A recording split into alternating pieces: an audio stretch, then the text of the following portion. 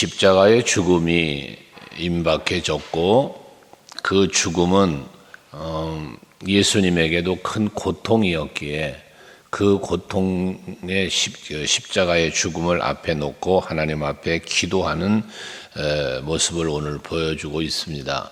이 겟세마네 동산의 기도라고도 말하고 있는 것인데, 이 예수님의 이 기도하는 것과 제자들에게 하시는 말씀을 놓고 우리들의 기도 생활, 우리가 기도해야 되는 이유와 어떻게 기도해야 될 것인지를 잘 보여주고 있는 말씀이죠.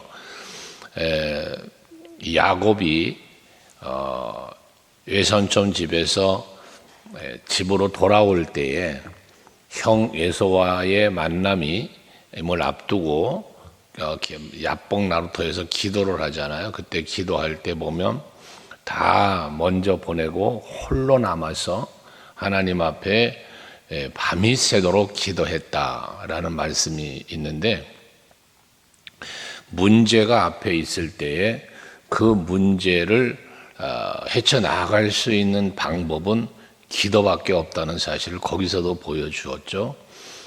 다니엘도 마찬가지, 사자굴에 던져지는 그 상황에서 살 길을 기도로 찾았잖아요. 기도하면 죽인다는데도 이 상황에서 자기를 지켜주시고 보호해 주시리는 여호와 하나님이신 줄 믿고 기도의 방법을 택했단 말이죠. 결과는 사자굴에 던져졌지만 살아나오는 은혜를 입게 되었습니다. 바로 기도는 힘들수록 기도해야 된다. 고난이 닥쳐올수록 기도해야 된다는 거예요. 주 안에 있는 나에게 딴 것이 있으랴라는 찬송가 가사처럼 내 마음이 슬프고 내 마음이 힘들 때에 하나님 앞에 기도하고 하나님께 찬송할 수 있는 그 믿음, 이 믿음이 여러분에게 있기를 원합니다.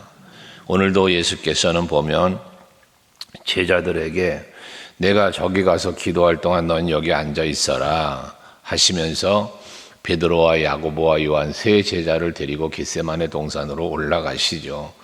올라가신 후에도 그들을 또 거기 너희는 또 여기 있거라면 몇 걸음 더 앞으로 나아가, 조금 더 나갔다 30기절에 보면 나갔다고 말씀하시는데, 그러면서 가서 기도를 하셨다는 거예요. 근데 이 기도는 예수께서는 하나님과의 관계 속에 은밀한 기도, 홀로 기도를 하고 싶으셨던 거죠. 여러분, 제자들에게 기도에 대한 교훈도 마태복음 6장에서 주셨지만 바리새인들의 기도는 사람들에게 보이려고 하는 기도를 한다고 그랬잖아요. 그런데 너희는 어떻게 기도하랍니까? 골방에 가서 은밀한 중에 보시는 하나님 앞에 기도를 하라 라고 말씀을 하죠. 기도에 대한 말씀을 드릴 때 여러분에게 간혹 드렸던 말씀이지만, 기도는 하나님께 드리는 거예요. 그러니까 하나님과 나와의 관계 속에서 이루어지는 것이 기도라는 거죠. 우리가 기도할 때 항상 제일 먼저 생각할 것은 기도의 방법이 아니라, 내가 어떻게 기도할 것이냐라는 기도의 방법이 먼저가 아니라 내가 누구에게 기도하는가에 대한 분명한 여러분들의 신앙의 의식이 있어야 한다는 것이죠. 예배도 그렇고 헌신도 다 그랬던 것처럼 항상 우리는 하나님 앞에여야 되는 거예요. 예배, 지금 이 아침에 예배하는 것도 하나님 앞에서 예배하고, 우리가 기도를 할 때도 그 하나님께 기도를 한다고 말이거든요. 그리할 때 그 기도가 하나님이 들으시고 하나님이 응답을 하시지 않겠습니까?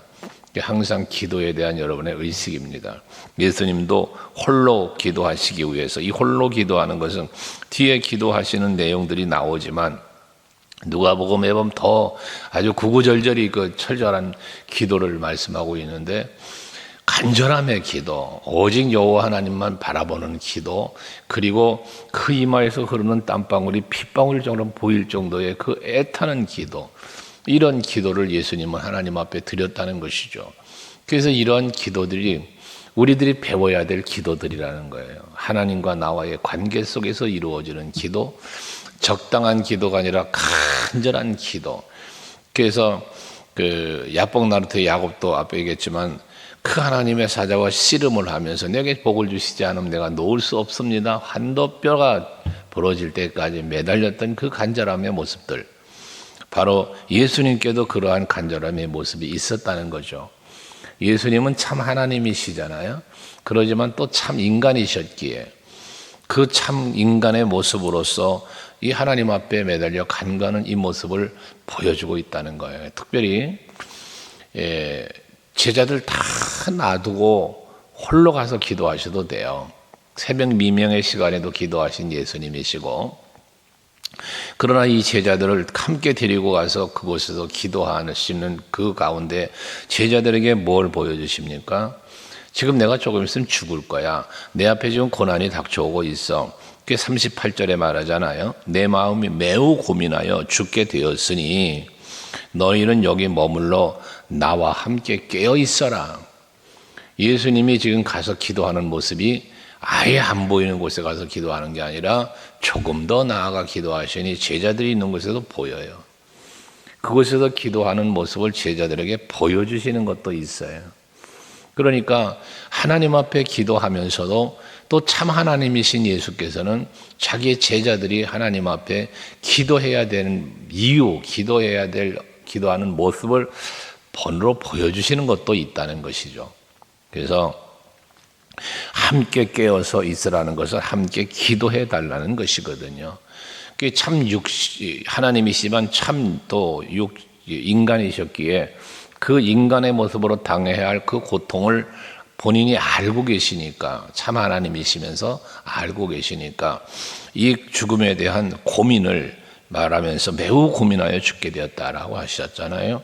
함께 기도할 것을 당부하시고 나아가서 기도하시죠. 이 고난의 잔이 지나가기를 기도해요. 그러나 아시는 것처럼 내가 원하는 대로 하지 마시고 아버지가 원하는 대로 하시옵소서, 이 기도의 내용이지 않습니까? 여러분, 항상 그런 말을 드리지만 우리는 기도할 때에 여러분들의 기도의 제목들, 또 기도하시는 내용들을 가만히 돌이켜 보시면 내가 원하는 기도를 많이 하죠. 여러분, 기도가 내가 원하는 바를 기도를 많이 해요. 또 그 원하는 바가 이루어지려면 기도하는 거 마땅해요. 기도하셔야죠. 근데 우리는 그 내가 원하는 바를 기도하는 거로 끝나면 안 된다는 겁니다. 내가 바라고 원하는 걸 기도해야 되지만 그 원할 때 믿음대로 되어지도록 응답해 주시는 게 기도니까요. 내가 바라고 내가 원하는 건 기도하는 게 맞아요. 하지만 내가 바라고 원하는 거를 간절하게 기도를 하지만 거기에 한편 우리는 또 하나님의 뜻을 구하는 기도도 해야 된다는 것입니다. 아무리 내가 바라고 원하는 것이라 할지라도 그것이 하나님이 원하는 것이 아니라면, 하나님의 뜻과 반대되는 일이라면 이루어질 수 없는 일 아니겠습니까? 또 이루어져서도 안 되는 거죠. 하기 때문에 우리가 기도할 때에 내가 바라고 원하는 것만 기도하고 끝나는 게 아니라 아버지의 뜻은 어디에 있는지도 여쭈어보는, 헤아려 보는 그와 같은 기도도 필요하다는 거예요. 그러니까 예수님 보세요. 지금 아버지가 원하는 대로 해달라는 이 기도 속에 뭐가 있습니까? 내가 가야 될 죽음의 길, 십자가의 길 가겠다는 거잖아요. 그러니까 여러분이 아무리 힘들고 어려워도, 제가 힘들고 어렵게 목회를 시작할 때 참 어려웠던 시절에 하나님 앞에 기도했던 것들이 있어요. 여러분, 내가 어차피 해야 할 일이고 내가 감당해야 될 일이라면 이 힘들고 어려운 가운데서 나를 건져달라고, 날 좀 지켜달라고 도와달라는 기도를 하지만, 그러나 이렇게 고난을 당하는 것이 하나님의 뜻이라면, 이 당해야 할 이 어려운 있고 힘든 이 시기와 이 일들을 통해서 받으실 영광이 있고 이루어질 뜻이 있다면 감당할 수 있는 능력을 달라는 기도를 참 많이 했었던 기억이 있어요. 여러분, 힘든 건 누구도 힘들어요. 예수님도 힘들어요. 하지만 이 힘들고 어려운 이 문제를, 이 시기를, 이 때를 기도하는 이유가 무엇이에요? 감당할 수 있는 능력을 받아야 되는 거예요. 고난이 내 앞에서 사라지는 것만 기도할 일이 아니라 내가 고난은 당하는 것이 하나님의 뜻이라면 이 고난을 감당할 수 있기를 기도해야 된다, 그 말이에요. 욥을 우리는 욥기서를 보시면 참 정확한 답을 우리에게 제시해 주시잖아요. 내게 복을 주시니까 고난도 주실 수 있는 거 아니냐. 이걸 감당하는 그 욥의 모습 말입니다. 그러니까 여러분들이 우리들의 기도는 내가 원하고 바라는 걸 기도하지 말라는 게 아니에요. 기도하시라 말이죠. 예수님도 그 기도하잖아요. 근데 아버지의 뜻이 어디 있는가의 뜻을 찾는 기도도 해야 되고, 그리고 내가 바라고 원하는 걸 이루어 주시고 도와주시기를 구하지만, 그러나 만약에 그것이 하나님, 내가 지금 이 문제가 해결되지 않는 게 하나님의 뜻이라면 감당할 수 있게 해달라는 기도도 더불어 기도해야 될 것이라는 말씀입니다. 사도들이 사도행전 교회에서 많은 박해 속에서 그 예수 복음을 전하는 사역을 했던 거 아닙니까? 교회를 세워가면서 얼마나 많은 박해가 있어요. 사실 대표적인 인물 바울 같은 경우는요, 자기 살 길이 있어요. 그렇게 고난당하지 않고도 살 길도 있어요. 그럼에도 불구하고 그 박해를 받는 그 길을 가잖아요. 나중에 죽잖아요. 로마에 가면 로마 시민권 갖고 있는 사람이잖아요. 근데 그 길을 가요. 무엇 때문에요? 그게 하나님의 뜻이기 때문이에요. 자기가 누릴 수 있는 모든 누림의 조건들을 가지고 있었지만, 그러나 그 모든 권세나 또 모든 명예나 이런 모든 것들을 다 배설물로 버리면서까지 그 길을 간단 말이죠. 이유는 하나예요. 하나님의 뜻이기 때문이에요. 그것처럼 우리가 육에 매여 세상에 매여 내가 바라고 원하는 게 거기에 다 매여 있는 것들이라면, 이것이 계속 같은 말을 드리지만 하나님의 뜻과 일치하는지를 살피고 기도하자는 이야기입니다. 예수께서 바로 그 부분을 기도하셨다는 것이고요.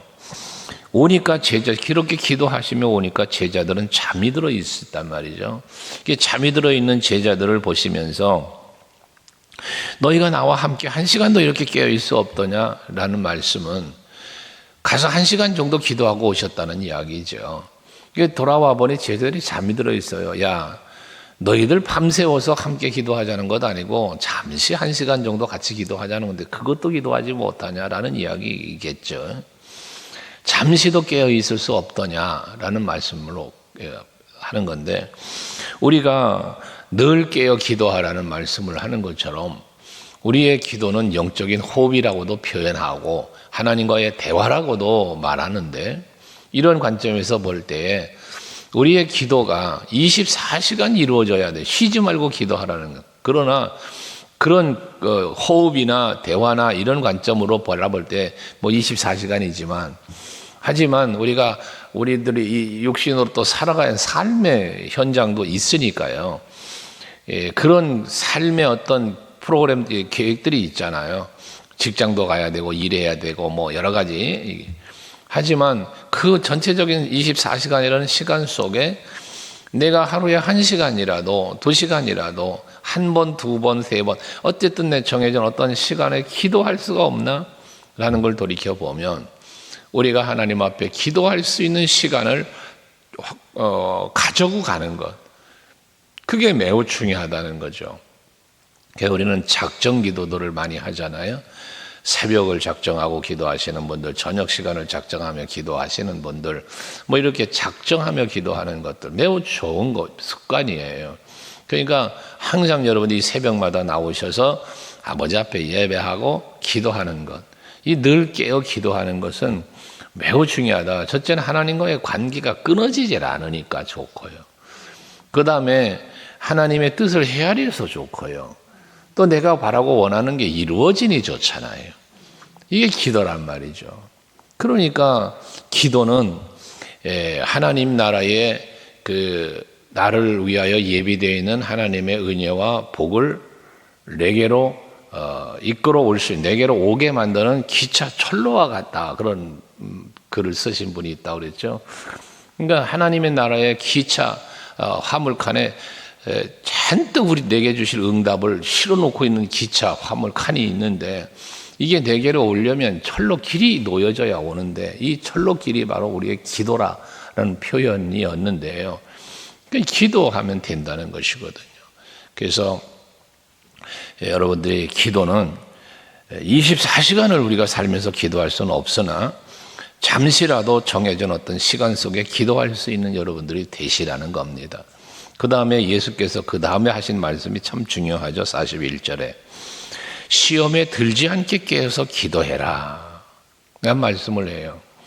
그러니까 우리가 기도하지 않으면, 이 말 뒤집으면 뭐예요? 기도하지 않으면 시험에 들 수 있다는 거예요. 사도 베드로가 베드로전서 5장 8절에 그 말을 하잖아요. 근신하라, 깨어라. 사단 마귀가 우는 사자처럼 삼킬 자를 두루 찾는다. 그러니까 내가 깨어서 기도하지 않으면 이 우는 사자처럼 삼킬 자를 찾고 있는 사단에게 잡혀 먹히는 거예요. 사단의 도구가 된다는 얘기예요. 그러니까 뭐 해라? 깨어 있으라는 거죠. 근신하라는 거예요. 기도하라는 것입니다. 그러면 사단이 나를 공격하고 때로는 미혹을 해도 그것을 내가 물리칠 수 있단 말입니다. 그것이 바로 깨어있는 자의 모습인 것이거든요. 내가 기도한다는 것은 앞에 말했죠. 첫째가 하나님과의 관계가 열려있고 관계가 형성되어 있는 것이라고요. 기도하는 사람은 하나님과 동행하는 삶을 사는 것과 같아요. 예수께서 비유로 그런 말씀을 하셨지만 악의 영에 귀신이 들어있던 그 귀신이 그 집을 떠났어요. 깨끗이 청소했어요. 깨끗하게 해놨어요. 근데 이 귀신이 돌아다니다가 머물 곳이 없으니까 다시 와봤어요. 그랬더니 집이 깨끗하게 청소가 되었는데 빈집이에요. 간이 어떻게 돼요? 다른 귀신들과 더불어서 데리고 와서 그 집에 머물렀다고 하잖아요. 이전보다 이유가 더 악해졌다고 그러잖아요. 여러분들이 예배도 하고 기도도 하고 뭐 하는데 항상 자기를 살피면서 내 심령 속에 중요한 건 뭐냐면 예수를 모시고 사는 여러분이 되셔야 한다는 거예요. 내 안에 예수가 계실 때, 성령으로 채워져 있을 때에 마귀가 왔다가 들어올 틈이 없는 거예요. 빈집이 아니라 예수의 영이 가득해 있고 성령이 가득하고 말씀으로 충만해 있으면 한 길로 왔던 마귀 사단이 7길로 도망가는 이러한 일이 벌어진다는 것이죠. 그래서 여러분들 항상 깨어 기도하며 시험에 들지 않도록 기도를 해라 라는 말씀을 하시죠. 그러면서 마음에는 원이로되 육신이 약하도다라고 했는데 어떤 의미로 뒤집어 보면 반대일 수도 있어요. 육신은 강한데 내 영이 약해. 그런 경우가 많죠. 물론 믿음이 있고 영성이 있는데 내 육체가 병이 들고 내 육체가 약해져서 기도 생활하지 못하고 신앙생활을 예배 생활을 헌신을 제대로 하지 못하는 경우들도 있지요. 그런데 예수님의 지금 이 말씀은 무엇을 말합니까?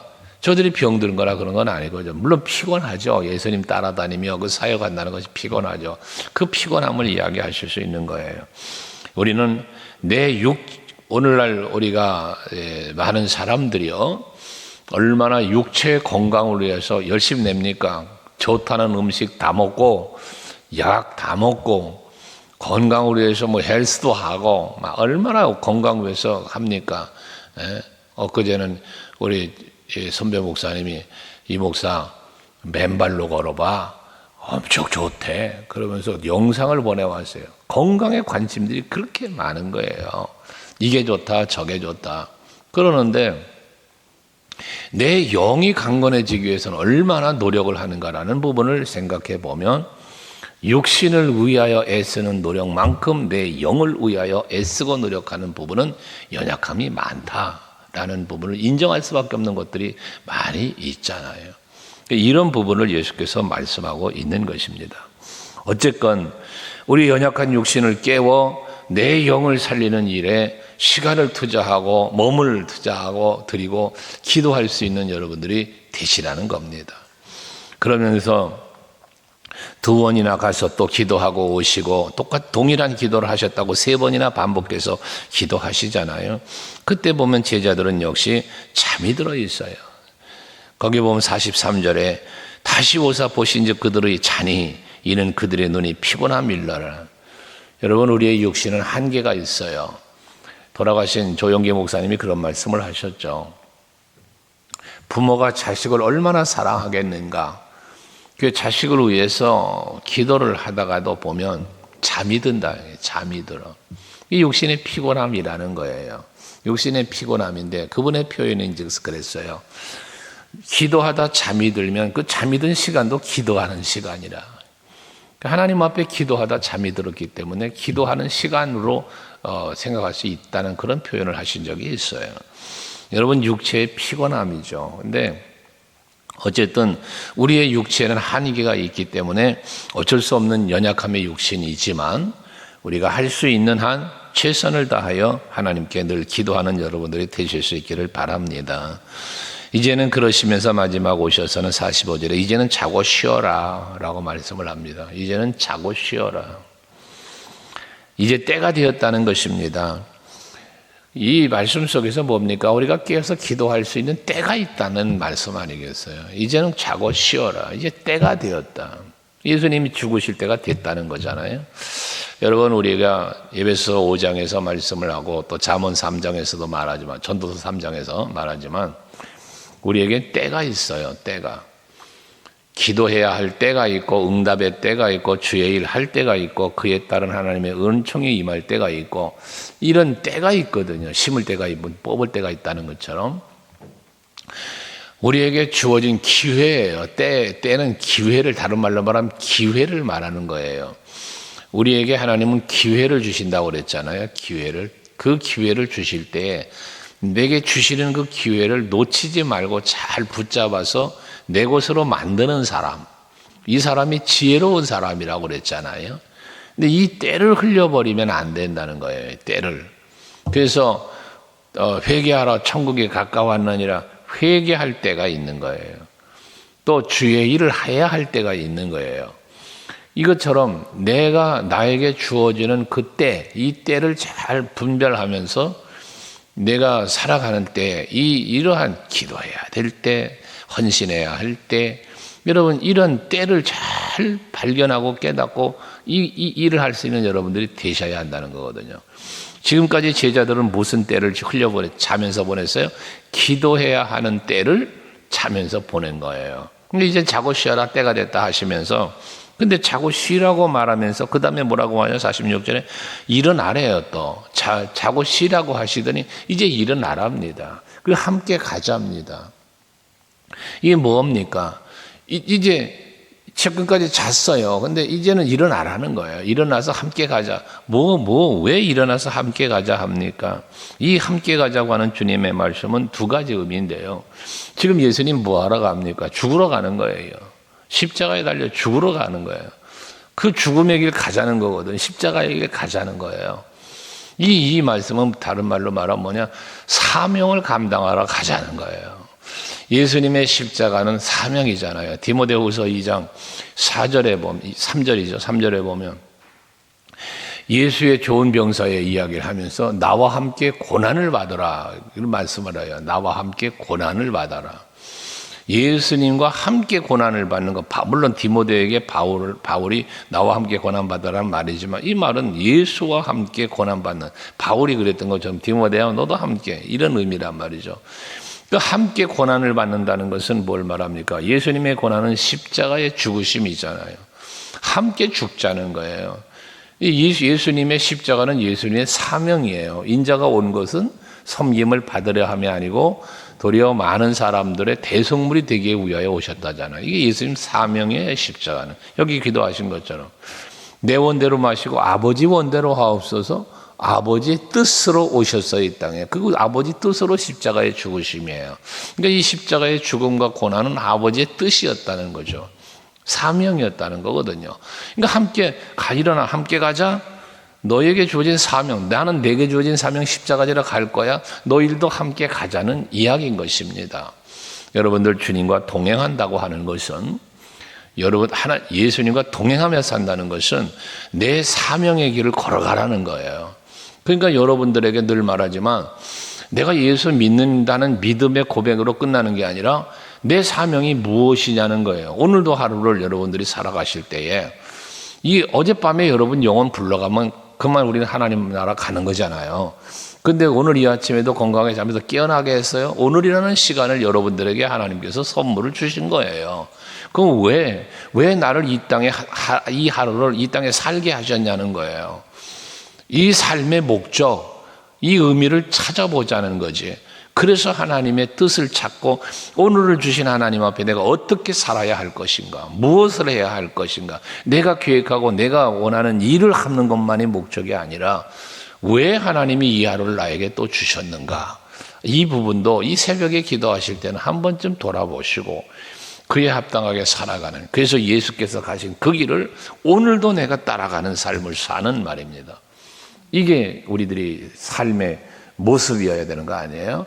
누구든지 날 따라오려거든 자기를 부인하고 자기 십자가 지고 나를 따라와야 한다고 말씀하신 것처럼, 그렇다면 이 아침에도 나 자신의 부인이 있어야 할 것이고 예수께서 나에게 주신 십자가는 무엇인가, 그게 사명이라 했으니까 그게 무엇인가를 헤아리면서 오늘도 그 사명을 한번 감당해 보려고 힘쓰시는 여러분들이 되시기를 바랍니다. 그게 곧 하나님 앞에서 깨어있는 자요 또 예수와 동행하는 삶을 살아가는 성도의 삶의 모습이니까 말입니다. 기도하시겠습니다.